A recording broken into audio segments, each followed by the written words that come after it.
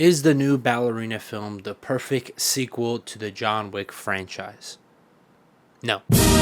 Now, someone who's a really big fan of the John Wick series as a whole, it's like my Jason Bourne, Die Hard. But I was really surprised when I saw that this movie was coming out, not only because I felt like the marketing was very weak, it almost came out of nowhere for me at least. The fact that it also didn't lean into Kane or Akira from the fourth chapter was also very surprising. Let's start with some positives. What did I like about the film? Well, there's two major things I really enjoyed about this movie. The first one is there's a scene that includes a bunch of grenades. I think it works on a story level and it works on an action level. And then there's a scene with flamethrowers that I think works on an action level. And that's pretty much it. With that being set up, that might be a really harsh critique. You might think that I think this movie is horrible, that it's dog water. No, I wouldn't say that it's trash is the worst thing you've ever seen. It still has a very large budget, so it's shot perfectly fine. There's major actors and actresses in this movie, so the acting is perfectly fine. And none of the rules or lore of this universe are broken in any crazy way. They don't even really explore any new aspects of it either. Then why don't I like it?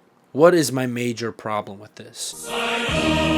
One of the major problems, and really the main one, is Eve, the character herself, the ballerina. She is pretty much just recycled parts of John Wick. She's saved by Winston, she's raised by the Ruska Roma, and she even has a Slavic pagan god creature attached to her. She's a Kikimora. I was really surprised that this is where they took this story. They have so many different places, so many different things to do, and they chose to basically retread on John Wick's origin story. I felt that was very strange. The things that they do try to give her, certain things that you would think distinguish her from John Wick, are never explored in any interesting way. I think it comes down to three major ones: the fact that she's a woman, the fact that her name is Eve, which gives like a biblical vibe to it, and the fact that the movie is called Ballerina. Thanks, Captain Obvious. But these things are never really shown in any unique or captivating way. Her being a ballerina is just an aesthetic for the first like 30 seconds. She doesn't fight like a ballerina. She doesn't have quick kicks. She's not flexible. She's not quick on her feet or anything like that. The fact that she's named Eve does not evoke any kind of forbidden knowledge or call back to anything really biblical. And her being a woman is brought up in one scene. She kicks a guy in the balls, and that's about it. There is really nothing unique when it comes to her personality, her fighting style, the world that she lives in. The elements of her life are just smaller, lamer, more boring versions of what we've already seen. She just feels like a recycled character. And she is of Hispanic descent, and she is a woman. I feel like there are plenty of ways, environments, and different situations where you could take a character like this in this universe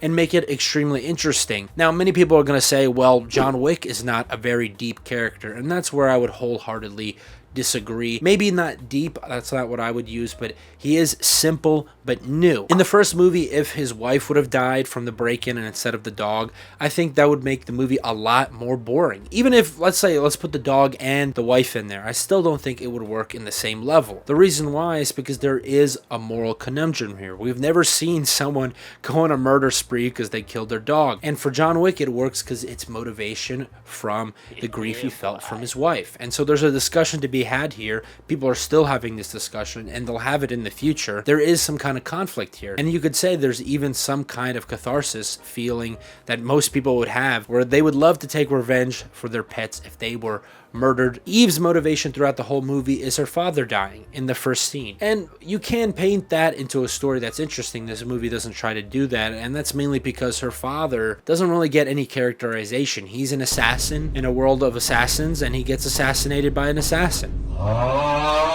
The villains, the ones that kill him, the main conflict between this movie, are not painted in any way that are exceptionally violent, exceptionally cruel or evil than anyone else in this universe. And so if the villains have lame motivations and are morally gray, then the motivation for killing her father is also kind of boring and lame, and I don't see why we should care as an audience. Obviously the main character is going to care regardless, it's her father, but there's no building up, there's no tension, there's no conflict or contradiction between Eve's life as an adult with the trauma that she faces as a child.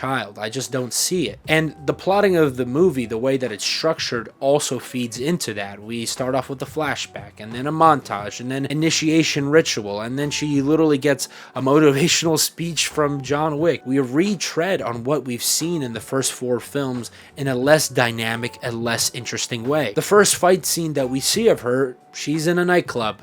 and people are dancing, and then they freak out when the guns are going off, and there's music playing, and there's punching. It's exactly like the first John Wick movie. Why call attention to her fighting style and then do nothing unique with the fighting style? Which brings me back to that grenade scene. The reason why I think the grenade scene works so much above all the other action scenes is because her throwing the grenades, her physical size and speed plays into how well that scene is executed. She's a smaller person. She's able to get behind doors and tables to block the blast radius in ways that won't hurt her. It's more believable that way. It's more interesting as a character point of view, and it makes the action make more sense. She wouldn't want to fight in a straight gunfight because she might lose that, but in a grenade fight, she has a distinct advantage. And the reason why the flamethrower scene doesn't work later on is because it's the exact same opposite. Flamethrowers are big and bombastic side eye, and they take a lot of energy, and they're risky, which is not something you can do when you're physically smaller and weaker than all your enemies. It looks really cool in the movie, don't get me wrong, but it doesn't work on a story level. And then one small thing that I think also doesn't really work in favor of this film is that Keanu Reeves as a real life person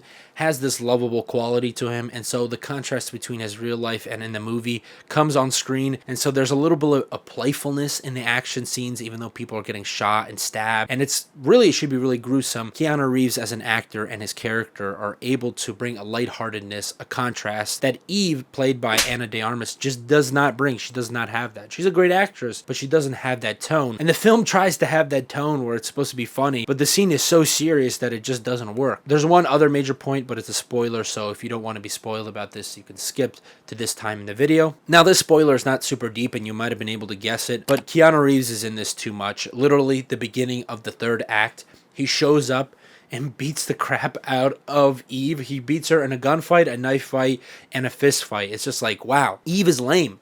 She sucks at fighting. Why are we following her story?